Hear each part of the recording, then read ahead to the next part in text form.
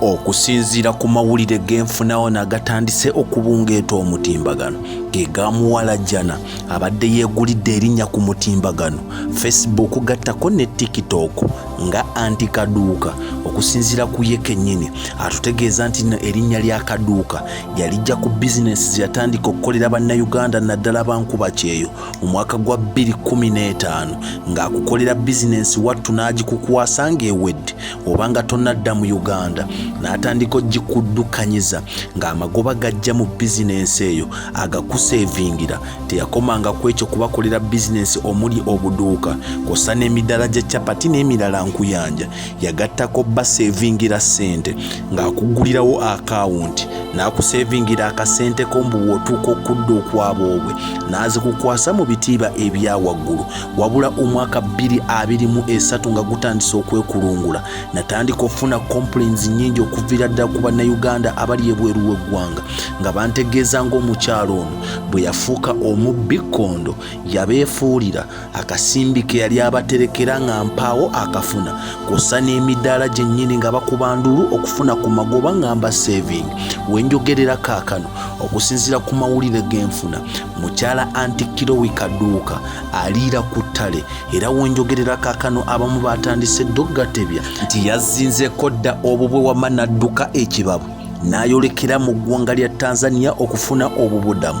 Guli bwe gutyo emisango nkuyanja gibadde giva mu bannayuganda naddala abasiisidde emitala w'amayanja abagenda okuyiyiza ekigulira amagala eddiba ne basalawo okumwesiga bamuteresa akasimbi wabula n'akalya.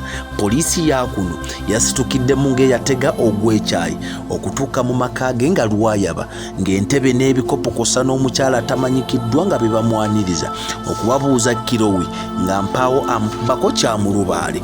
Bannayuganda nkuyanja ababadde bavuddeyo nga bagezaako okwekubira enduulu eri bannamawulire kosa n'ab'obuyinza ab'enjawulo nga bagezaako okufuna eddembe lya ssente zaabwe nkuyanja ze baamuteresa. Nange kennyini omwana Soda waliwo nkuyanja abaddukirako mu kabokisi kange era omu vidiyo n'engiteekayo ku mutimbagano gwa Facebook kosa ne TikTok akawunti zange eziri mu mannya g'omwana Soda. Wabula nga bw'omanyi tosala gwakawala nga towuliriza gwakalenzi. Nafuna ennamba ya mukyala Kirowi Kaduuka n'enjogerako naye ku nteekateeka eziyinda kubbibwa n'okufera okw'abannayuganda. Yantegeeza nti bantu bangi tebalina bugumiikiriza abo b'olaba ensonga zaabwe ndizikwasaganya ate nafunamuko obuzibu awo ne banziba akasente ne kambulako naye abaana abo ngenda mu maaso nga mbasasula mpolampola. Bwe naddayoko eri abaana bantegeeza nti omukyalo oyo mukambwe muzibu abavuma n'abawemula kosa n'okuba bulokinga n'obbaweereza obubaka obukangakanga.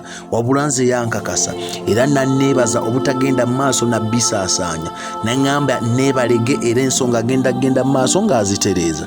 Wabula na kaakano mpaawo okukyukamu abaana bakyaŋŋaŋala. Tukyaleeta nkuyanja abaana ababbiddwa mu inbox yange mwebali ngenda tandika okuwa amannya gaabwe kosa n'ensimbi ezibabbiddwako.